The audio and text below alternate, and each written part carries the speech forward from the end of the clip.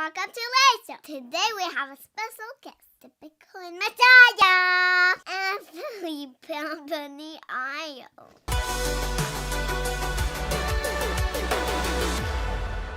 Anthony, thank you so much for being here. Thank you for having me. I'm super excited about this. This is my favorite interview of the entire year. Okay, let's get started. My first question is, what does Bitcoin mean to you?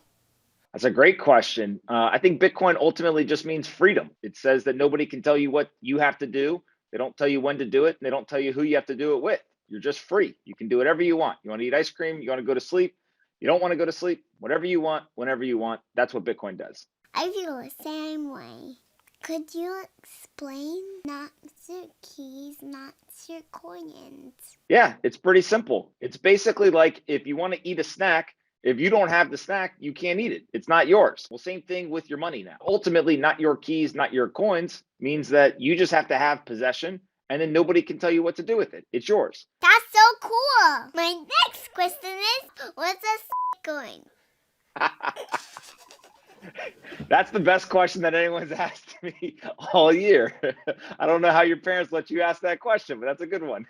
It basically, that is a term that refers to things other than Bitcoin. And some people don't like them, some people like them, but it's basically just referring to anything that's not Bitcoin. So what's FUD?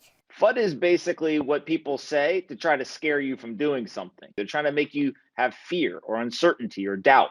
But ultimately, if you know what you're doing, if you're educated, if you know what the truth is, then you don't get scared by the FUD.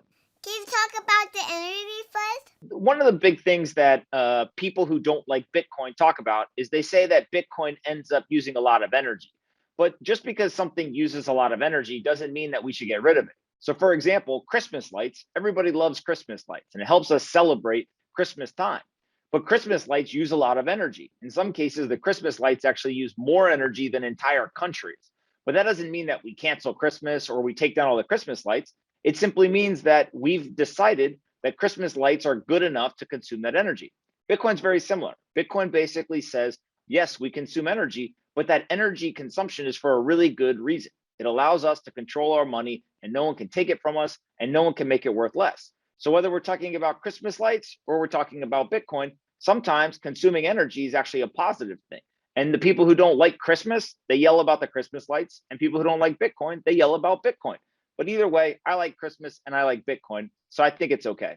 What's your advice for new investors? My first piece of advice is simply to learn. The more educated you are, the better informed you are, the better decisions that you make.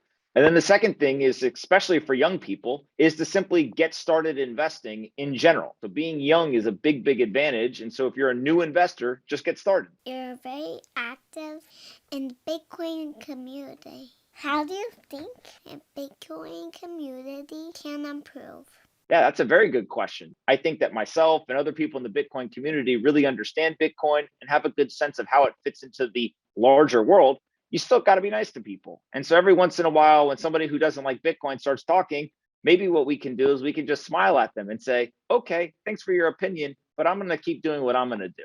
And the more nicer that you can be to people, usually eventually they start to see the world your way. I agree. Thanks, Pomp, for being my guest today. Absolutely. Thank you so much for having me. This has been one of my favorite interviews I've ever done. We're going to have to get you to come on one of my shows so that I can interview you. People need to know, what does Lily think about Bitcoin and all these other assets? Oh, neat.